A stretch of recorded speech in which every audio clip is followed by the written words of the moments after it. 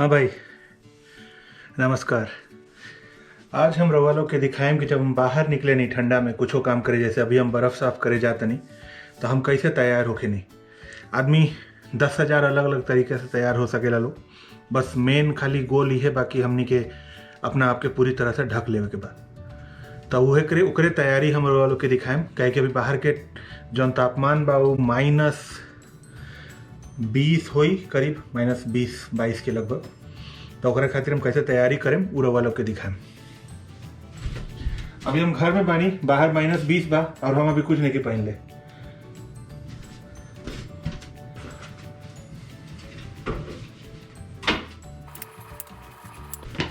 तो सबसे पहले एगो पतला जैकेट पहनब तनी जौन हमारे शरीर के साथ चिपकल रहे और का करी कि शरीर के उष्मा के शरीर के साथे रहे दी, जैसे शरीर के गर्मी एने ओने बाहर भागी ना। तो ई पतला जैकेट जौन शरीर से सटल रही ई हम पहन लेम। एकरा जगह पर केहू के मन बता स्वेटरों पहन सकता लोग, इनरों पहन सकता लोग, कोनो चीज जौन शरीर से सटल रहे, जौन शरीर के गर्मी के शरीर में रखे।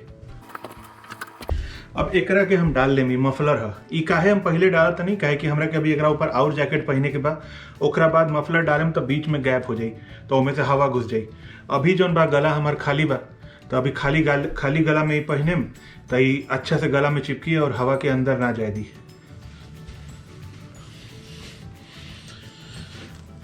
एकरा कैसे भी ऐसे करके हम अंदर ठूस लेता नहीं, जितना माने मेन ही है बा हमनी के टारगेट ही है बा कि जितना हो सके शरीर के दबा देवे के बा कपड़ा के अंदर।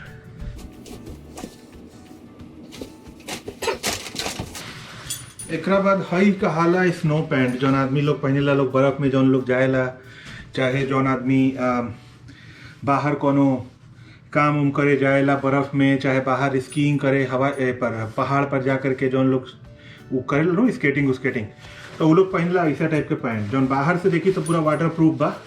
ये त्रिपाल के पैरासूट के कपड़ा है और अंदर से देखें तो एमे 2 लेयर मोटा मोटा कपड़ा के लागल बा।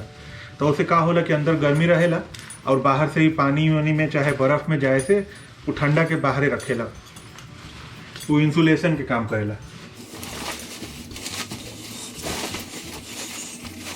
एकरा के हम पहनत तनी ई जैकेट के ऊपर से, जैसे कि हवा जौन बा वो नीचे से ना घुस जाए जैकेट के अंदर। तब जैकेट पैंट के अंदर चल गई तो ओसे का हुई, जैकेट पैंट के अंदर चल गई तो ओसे का हुई कि हवा जौन बा वो अंदर ना जा पाई, तो अंदर ठंडा रहे। अब स्नो पैंट के हम पहन लेनी।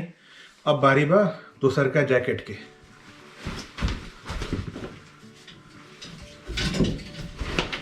तो ई जैकेट जैसे रउआ लोग बहुत सारा हमारे वीडियो में ये जैकेट देख ले होके हम लोग, तो हमरा लगा ऐसा ने सेम 2 जैकेट बा, एकदम सेम दिखेला। तो ई जैकेट में मेन बात बा कि एकरा अंदर 2 लेयर होकेला। देखी ये अपने आप में एगो ई मोटा लेयर है ई जैकेट के, आई फिर 2 साल। तो एकर इससे फायदा का होला कि 2 जब जैकेट रही नो तो ओकर बीच में जौन गैप रहेला ओमे अगर हवा रही तो वो बहुत बड़ा मतलब इंसुलेशन के काम करी, ओमे से गर्मी और ठंडा आर पार ना जा पाई। तो वो खूबी होला हमेशा 2 जैकेट के जब जोड़ के बनाइल जाला।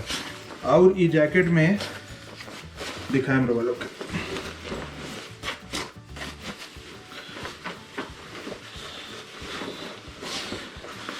ई सब अभी खाली बाहर अपन बागान में जाए के तैयारी चलता। ई जैकेट में देखी हई हाथ के पास हई बनल बा वेलक्रो। ई का है कि ई ऐसे दब जाई तो हवा अंदर ना जाई, कहीं से भी हवा अंदर घुसे के कोनो गुंजाइश नहीं के दोनों तरफ। तो नीचे में ये रस्सी लागल बा, एकरा के खींच देम तो नीचे से दब जाई, फिर हवा अंदर ना आ पाई। तो ये जैकेटवा के अब हम पहन लेनी। तब हमार शरीर जौन मानू पूरी तरह से अब गर्म हो गया बा। अब हम चाहेम तो हिमालय पे चढ़ जाए, हमरा के कुछ और की जरूरत नहीं है। ई -40 से -50 तक ई जैकेट अकेले जाएला। एकरा अंदर जौन बा उहो 10 डिग्री संभाल ली, तो -50 तक हम एकदम अभी सेफ बानी। बस प्रॉब्लम ये बा कि अभी हमारा के जूता पहने के बाद, और अगर हम ये जैकेटवा पहन ले जा 5 मिनट और बिता देम तो हम गर्मी से यही जा मर जाए।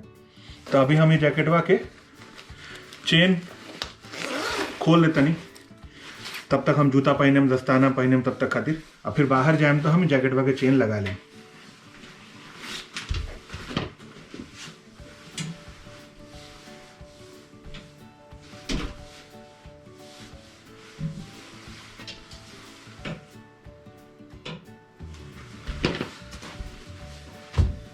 अब बारी बा कंटोप के, जैसे इंडिया में बंदर टोपी, मंकी टोपी कहाला, वैसे ही एजा भी बहुत कुछ मिलेला। लोग अलग अलग चीज लगाए रहन। हमने के एकरा के फैंसी नाम अंग्रेजी में देले बानी सन, स्की मास्क कहाला। तो अलग अलग टाइप के होला। ये हमारा लगे कपड़ा वाला बा। तो एकरा के पहन लेम तो हमार मुंह कम से कम ढकल रही। तो ये जो एरिया बा नो, सामने के मुंह, ओठ ओठ ऊ फाटी ना ठंडा में।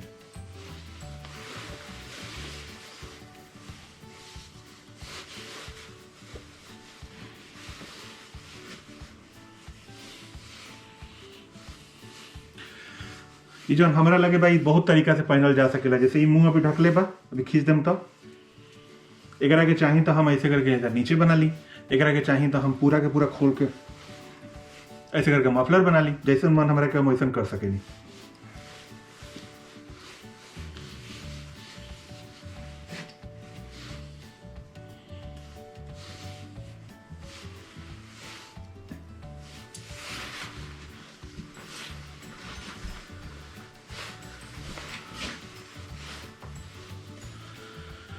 एक बाद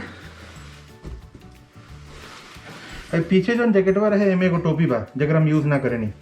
हाई बड़का जैकेटवा में टोपी सबसे अंत में हम लगाए। उससे पहले हम अपन एगो छोटा सा टोपी बा ओकरा के पहन लेते। तो ये 2 गो टोपी हो गई। और 2 गो टोपी के ऊपर से हाई एमे वाटर प्रूफ लागल बा। तो एमे कुछो गिरे, बर्फ पानी कुछो तो सब चली। और हमरा के कान में बहुत ठंडा लगेला, ये लगा लेनी। ऐसे हमारा कान भी सुरक्षित हो गई।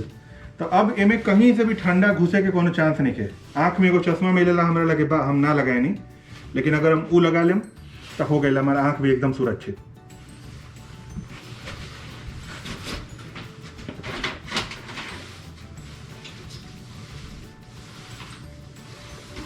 अब बाटे ई 4 गो दस्ताना, 2 गो अंदर में, 2 गो ओकर ऊपर से।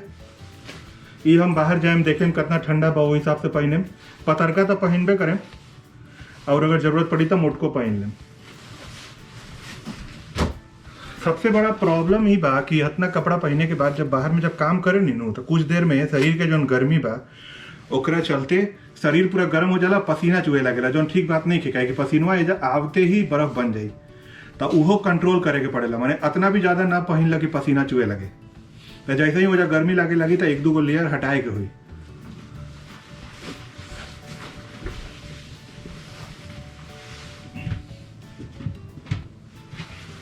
अब आवता सबसे जरूरी चीज, ई जूता 1-2 इंच स्नो जहाँ रहेला ओजा, चाहे कहीं जाए के बाद बाहर घूमे उमे ठंडा में, ओकरा खातिर जरूरत पाई। ई खाली एड़ी तक आवेला ई जूता, देख ली।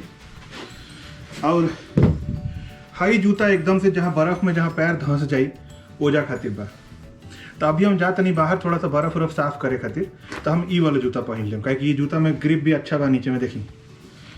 और ये जूतवा थोड़ा सा एकदम कहीं भी हम कुछ करे हमारा कोनो फर्क ना पड़ी, हम घुस जाए निकल जाए, ये जूतवा हमारा के सब तरफ से बचा ली।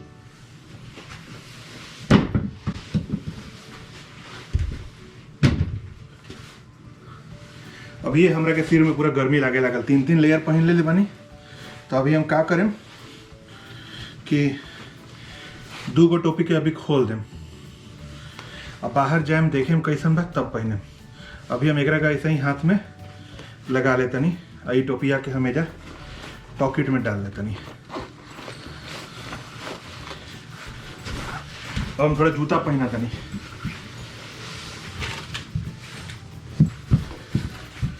तो हम जूता पहन लेनी, जैकेट के बटन लगा लेतनी, और ये वाला टोपी की अब लगा लेतनी। और एकरा के मुंह में ढक के तरवा के हम ऐसे करके खींच देते नहीं।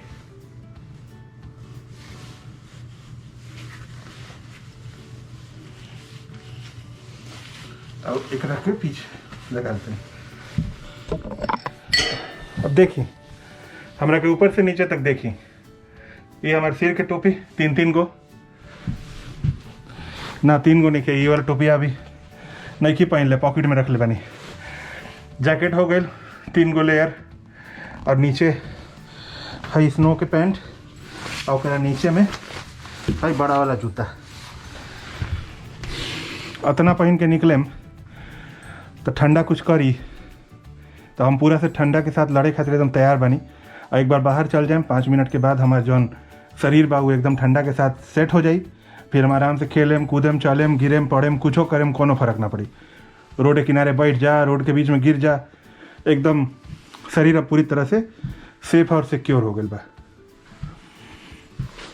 चलिए तब यह दिखाए के रहे, फिर मिले हम अगला वीडियो में। बहुत लोग के रहेला कि भाई आश्चर्य की वजह ठंडा में तू रहेला, कैसे जिंदा रहेला, तो ऐसा ही जिंदा रहे नहीं, जब दिखा तनु ऐसा ही जिंदा रहे नहीं, और घर के अंदर अच्छा से रहे नहीं, घर के अंदर कोनो दिक्कत ना होला। तो सोचनी और लोग को भी दिखा दी। तब बताई लोग कमेंट करके कैसन लागल हमार वीडियो। तब वीडियो देखे खातिर बहुत बहुत धन्यवाद, और अगला बार तक खातिर बहुत बहुत नमस्कार। हो सके तो सब्सक्राइब करी लोग। चलिए बाय बाय।